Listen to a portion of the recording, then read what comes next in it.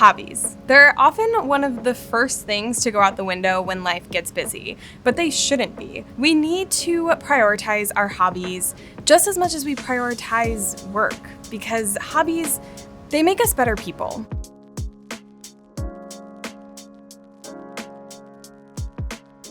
One study from the Society of Behavioral Medicine suggests that people who take part in leisure activities have fewer negative emotions and are less stressed. The study even found that our heart rates are literally lower when we engage in our hobbies. So over the last few weeks, I followed the science and I tried out 4 new hobbies that are supposed to make me a better and more creative and happier person. I got eaten alive. I just spilled all of this flour. I think I'm just in like a really bad mood this morning. My thoughts kind of started screaming at me to try and do something else. But did it actually work? And will it work for you? Let's find out. If you want to be less stressed, try hiking. I just got done with work and I drove to this trail that's right nearby my apartment.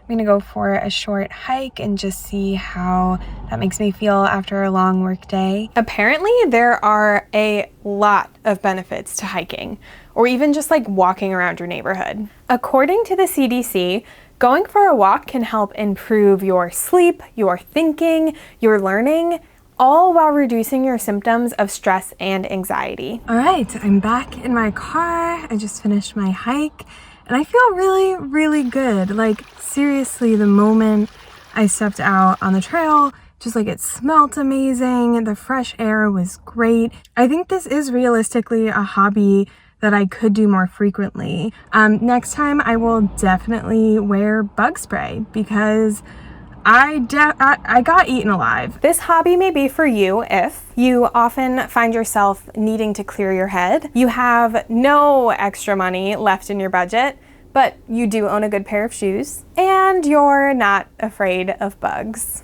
If you want to build self-esteem, try cooking. It's gnocchi time. Welcome to my kitchen. I'm really excited to try out cooking as an actual hobby. I am an adult. I eat food. And I have cooked for myself, but I don't enjoy doing it. So I'm just excited to try out a new recipe and just have a little bit more fun with it. So I know cooking doesn't sound like a hobby, kind of sounds more like a chore, but there's apparently a lot more to cooking than, well, cooking. According to the Wall Street Journal, some counselors encourage their patients to take cooking classes because following a recipe can actually help you build self-esteem and curb negative thinking. All right, I did it, and I'm gonna take my first bite right now. I loved my gnocchi, and I kind of love this hobby. So now that I am done, I feel good. I feel like really accomplished. It definitely wasn't easy whatsoever. I just spilled all of this flour. No. If I wanted to keep this hobby up, it would be probably one of the most time-consuming ones. And then, of course, now I have like all of this cleanup to do, which is never fun. But overall, I think it's worth it. This hobby may be for you if you love dining out, but your wallet doesn't. You're looking to build a new skill that doesn't have to do with work, and you want to impress all of your friends at a dinner party.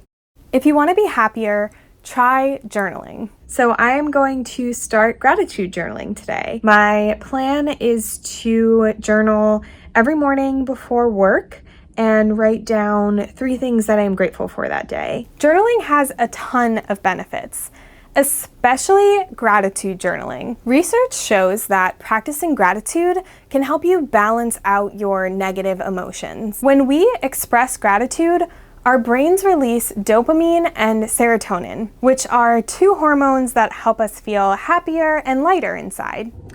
So I just sat down to journal for the day, and I was having a really hard time coming up with 3 things that I feel grateful for. I think I'm just in like a really bad mood this morning. So I looked up some prompts.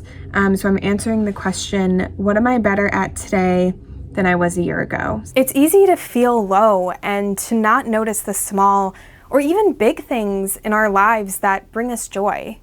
Writing down things like, I love watching the birds from my window as I work, or I ate some delicious gnocchi yesterday. It really helped me remember that there are a lot of things to be happy about. So I really liked this hobby. I think there was definitely days where I didn't want to do it, and it felt more like homework or a chore, which hobbies probably shouldn't feel like that. But on the days that I did do it, I felt a lot better. This hobby may be for you if you don't have a ton of time for your hobbies. You tend to be naturally pessimistic, and you have a whole shelf of journals just begging to be used.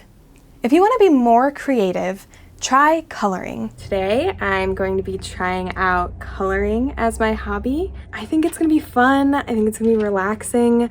I, for some reason, think I'm going to be bad at it. I don't know why I think that, but let's try it out and see what happens. Doing something creative in your spare time, it's supposed to help you be creative in other parts of your life too. One study at Drexel University found that spending just 45 minutes on a creative activity could boost your ability and confidence to complete tasks at work. I tried coloring while watching TV and listening to a podcast. I even tried coloring while doing nothing else to try and unlock that mindfulness component. Okay, so reporting back, I really liked this hobby. I thought that it was something that was really easy to do. It didn't take a lot of brain power, but it did unlock that creative element of my mind. I would say at points I definitely got bored, especially when I was coloring without anything else going on. My thoughts kind of started screaming at me to try and do something else.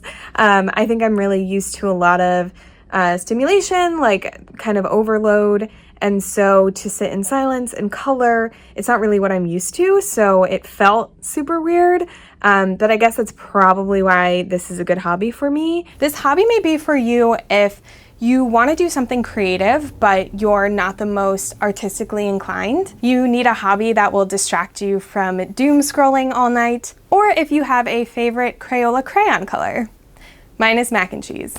Final verdict, my favorite hobby out of the ones that I tried was cooking, which was super surprising to me because cooking is normally an activity that I dread doing every day. But I think that's what made it so fun, right? It was like taking a task that I normally hate doing and making it fun and engaging. And plus, it was delicious. So I know the focus of this video was on finding hobbies that could somehow benefit me in other parts of my life, but I want to share a reminder, not just for you, but for me too, that sometimes it's okay for a hobby to just be that, a hobby. Something that you love to do in your spare time. I hope that you're making time for yourself and for your hobbies too. Thanks for watching. I want to know, did you try any of these hobbies? Which was your favorite? Let me know in the comments or suggest some hobbies you want me to try out next time. Okay, bye.